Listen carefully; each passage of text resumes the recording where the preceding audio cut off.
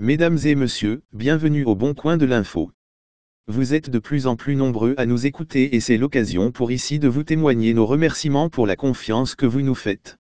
Si vous n'êtes pas encore abonné, bien vouloir le faire pour ne rater aucune vidéo. Les soldats ukrainiens ont été accueillis à Kherson par des habitants en liesse, après que la Russie a déclaré qu'elle s'était complètement retirée de la ville clé du sud.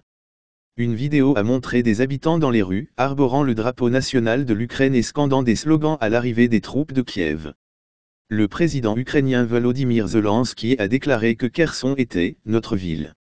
Kherson était la seule capitale régionale prise par la Russie après l'invasion de février. La retraite a été considérée comme l'un de ses plus grands revers de la guerre. Moscou a déclaré que 30 000 personnes avaient été retirées de la zone, ainsi qu'environ 5 000 pièces de matériel militaire, d'armes et d'autres biens.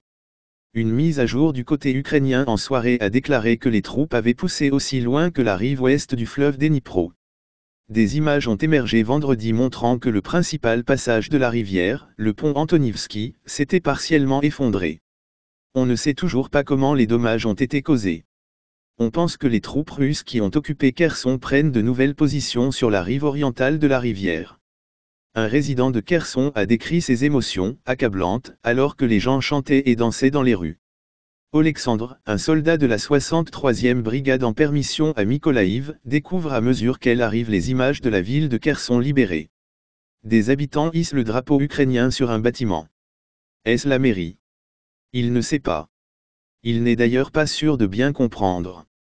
L'annonce mercredi du retrait russe des territoires situés sur la rive droite du Dnipr, où se trouve Kherson, la capitale de l'Oblast, a pris tout le monde de court et en premier lieu les militaires. On n'évacue pas 25 000 hommes en 2 jours. En plus avec du matériel. Je pensais que les troupes russes partiraient progressivement et qu'à la toute fin elles quitteraient, peut-être, Kherson.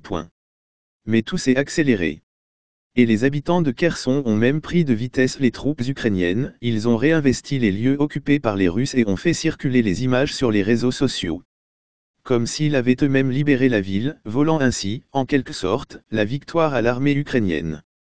Sur l'emblématique place Maïdan, au centre de Kiev, quelques dizaines d'habitants de Kherson se sont retrouvés vendredi soir pour célébrer la libération de leur ville du sud de l'Ukraine, première scène de véritable liesse populaire dans la capitale en près de 9 mois de guerre.